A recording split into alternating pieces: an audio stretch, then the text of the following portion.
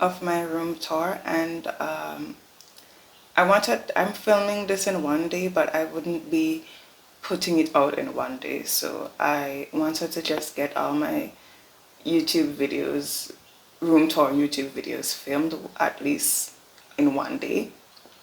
And I know this is usually, I started off with having this as a writing channel, but I figured that it would be better if I just, focused on things that I love, especially because I love design, I love writing, I love fashion.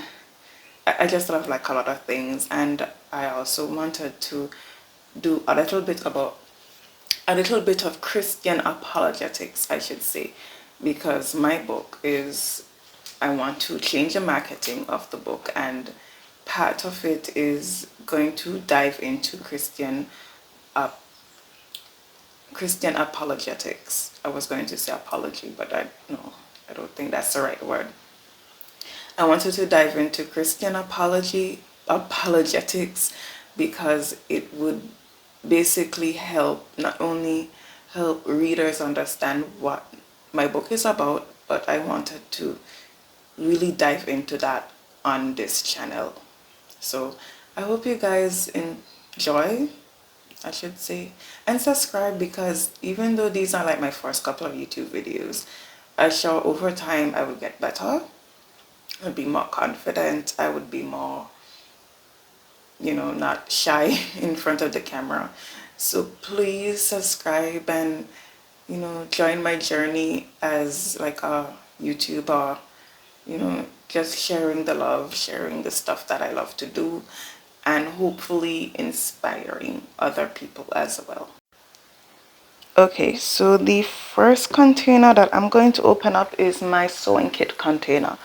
Right now I have a serger and I have a straight stitch semi-industrial machine. Both of them are from the Jockey brand, but they are very heavy and I can't take them out now. But in a later video, when I do have it out, I hope to basically just give you like a retour basically of my room. I'll do another tour when I have like the room fully organized. So let's just look into and open up my sewing kit. Alright, so I'll go from top to bottom. And guys, let me know if you guys want to see like how I organize myself as a teacher. Currently I'm a math teacher, so I perhaps want to show you guys how like I organize my files, how I organize my teaching supplies, and how I plan like a lesson, which would be a very good video. I should do that. All right, let's start with the top. So the first thing I have here are tracing wheels. I have two tracing wheels. I have two different types of tracing wheels. I actually have three, but these are the two that I'm seeing so far. This one here, I have my name on it. This is the one that I used the most. This is not. I think I just bought this as a backup. I also have like these tweezers for the serging machine. You have to basically hold the thread and you can't really hold it with your fingers. So this is what we use to do that, to thread the sergers. I have two of them again. Back up. And I have pencils to mark fabric with. I also have this white pencil here because I think I use this to mark patterns and mark fabric with. Pen for pattern making. Scissors. This is a paper scissors again for pattern paper. This is a serger head. Well, not the serger head, but it's the top part of the serger for threading the machine. So I'll put that to the side. Screwdriver. I have a small 6-inch acrylic ruler, and I have a measuring gauge, which is very important. So let me put these back. this basically is, these are machine feet, but if you notice, these are like plastic. These are not necessarily the metal machine feet, and these are good for leather and velvet. So I hunted these down, and this interesting story happened. I lent these feet to someone, and then they got lost. And the feet that I lent was basically the regular pressing feet, and it got lost. And so I decided to hunt down not only like the presser feet, these are Teflon presser feet, not only the Teflon presser feet, but I did a Teflon zipper, both left and right, and it Teflon, it's black, but it's Teflon, I think. Let's see. It's kind of like a Teflon, but this is our invisible zipper foot. So I hunted them down, very, very expensive, and I keep them in this very special case. So I have learned my lesson not to lend to people, basically, especially in fashion school. So my hope is that one day I get an actual tabletop industrial Juki sewing machine, straight stitch. And these here are the parts for it. What do we call this again? Bobbin case. Bobbin case. This is this needle screw, and then this is the presser foot screw. So I have them right here. This is a very, very special type of presser foot. I cannot remember what it's called, but it's a very special type of presser foot. It's basically a feed dog in a sense, where it doesn't really operate like you have a feed dog at the bottom that's built into the machine, but this is like one at the top. It helps to feed the fabric in, and it does it very slowly, so you have to sew very slowly for this to work. And it's good with velvet or plastic or any kind of fabric where you really it needs extra help getting fed through the machine. These are like the tops for the serger, for the thread, to hold the thread in place. Bobbins.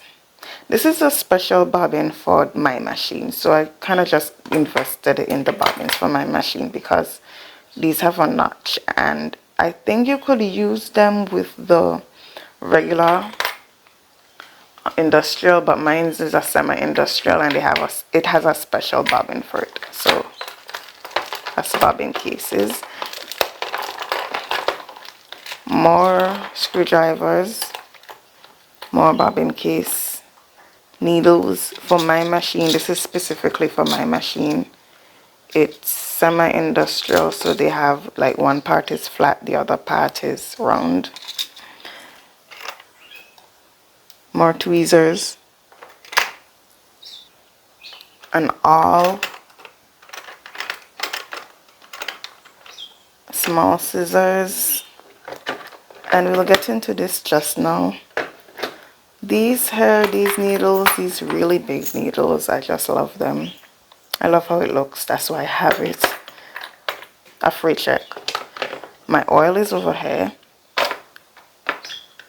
Safety pins. This is really good for tacking down patterns. Since fabric shears and pinking shears, as well as my French curves. I think I have 2 in here.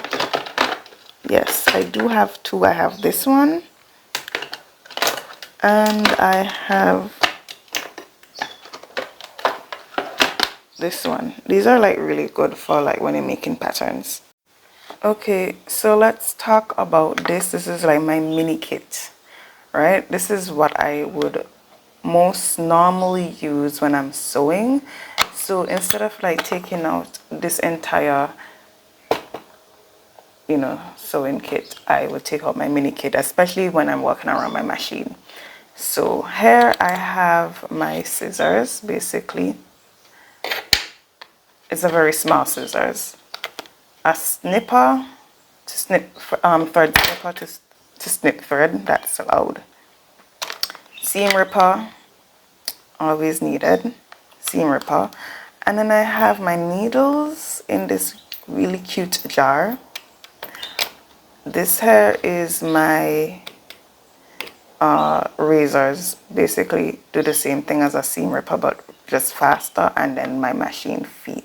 These are just a regular machine feet. These are metal, so I have my 2 zipper foot, my invisible zipper foot, and then I have my regular foot, and then over here measuring tape. That's it. So I have way more than this when it comes to sewing supplies, but they're so packed away that I do not want to go searching for them because I would not find them. I have a few of these in here because these are my immediate sewing supplies that I know I'm going to use. These are the cute glass jars. I bought this at the Container Store. I love these so much. So I have needles, and this here is a cheap free check called Colorless Nail Polish. Here I have my serger supplies. So this is specifically for my serger supplies. Serger. And I have an extra bobbin in there. So the needles in here is for the serger. I have my punch for my slopers. The punch for my slopers. These are bobbins. I have over here machine needles, but these are specifically for the industrial machine. These are not for my machine, just industrial jokey machine. Slopers again, these are the hangers for the slopers. I have some fabric thread in here. I don't have fabric in here. I have some thread in here. I have these metallic threads.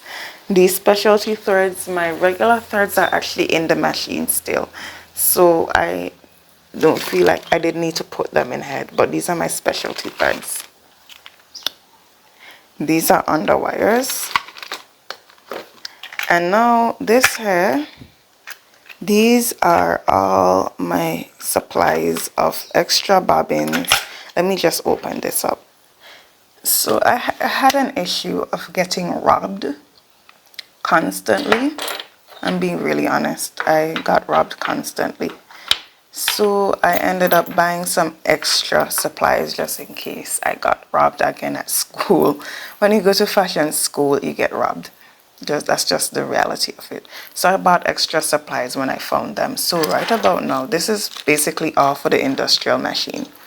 I have 3 bobbin cases. That's entirely too much, more than I need. And these here are just the regular bobbins for the regular machines. It's a little bit noisy. I'm so sorry, but metal makes lots of noise. Regular bobbins for the industrial machines. I have an extra scissors here. I have extra presser feet. So, you know, just extras because like I said, you go to fashion school, you get robbed. And these are extra screws for a regular industrial sewing machine. I think I could use them with my sewing machine too as well. And this was a very special and very specific bobbin that I bought for a 3-step zigzag machine, industrial. Okay, so now these are my curve forms and my L-shaped rulers. So these here I would use for, you know, pattern making. This here is, I think, a 24. It goes up to 24 and this goes up to 18. Again, I have my L-shaped rulers. This here is the smallest one. This is like a mini one to travel with. I have another medium size one. I have 2 huge ones. These are really good for pattern making. And then I have an 18-inch, 2 18-inch rulers. The difference between these 18-inch rulers here is this goes all the way up. This is like exactly 18 inches. This is not. This is like the difference between a rule is it goes exactly to the edges and a ruler doesn't. So this hair is a bit shorter, but it's exactly 18 inches.